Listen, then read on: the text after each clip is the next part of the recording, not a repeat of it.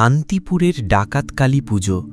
আপনারা নিশ্চয়ই অনেক কালী পুজো দেখেছেন, শহরে, গ্রামে বা বড় বড় বারোয়ারি মণ্ডপে, কিন্তু নদিয়ার শান্তিপুরের ডাকাত কালী পুজো এটা একেবারে আলাদা, এক অনন্য অভিজ্ঞতা যা চোখে না দেখলে বিশ্বাস করা যায় না। এই পুজো শুধু নদিয়া বা বাংলা নয়, সারা বিশ্বের কাছে পরিচিত।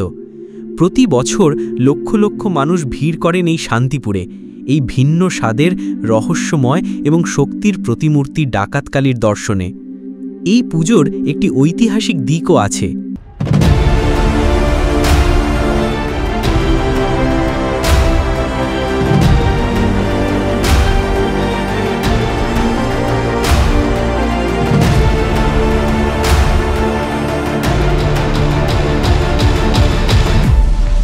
এখানে প্রতিমাগুলোর একটা আলাদা রূপ, গায়ের রং একেবারে কুচকুচে কালো, চোখে তীব্র দৃষ্টি, আর সামনে জ্বলছে মশাল।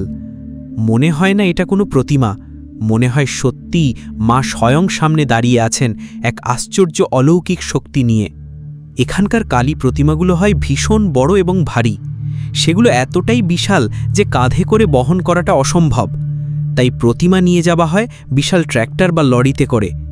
শোভাযাত্রার সময় সামনে জ্বলছে অসংখ্য মশাল, চারদিকে ধোঁয়া, ঢাকের বাজনা আর মানুষের গলার ধ্বনি।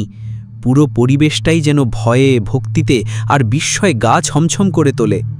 এবার আসি এই পুজোর বিশেষ আকর্ষণগুলোর কথায়। শান্তিপুরের ডাকাতকালী পুজো মানেই কয়েকটা নামকরা প্রতিমা, যেমন বামাকালী, মা আগমেশ্বরী এবং মহিষখাগী কালীমাতা। এই তিনটি নাম শুনলেই এলাকার মানুষজনের চোখে অন্যরকম এক ভক্তি আর উত্তেজনা খেলে যায়।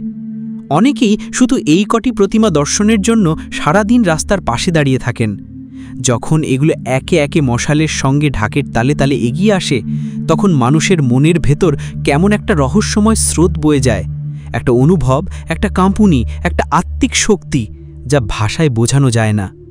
এই পুজো শুধুমাত্র রীতি নয়, অনুষ্ঠান নয়, এটা একটা শক্তি, এটা একটা বিশ্বাস, এটা মা কালীর এক জীবন্ত রূপ, যা শুধু শান্তিপুর নয়, পুরো বিশ্বের কাছে বয়ে আনে এক অনন্য বার্তা, ভয় নয়, শক্তিই ভক্তি।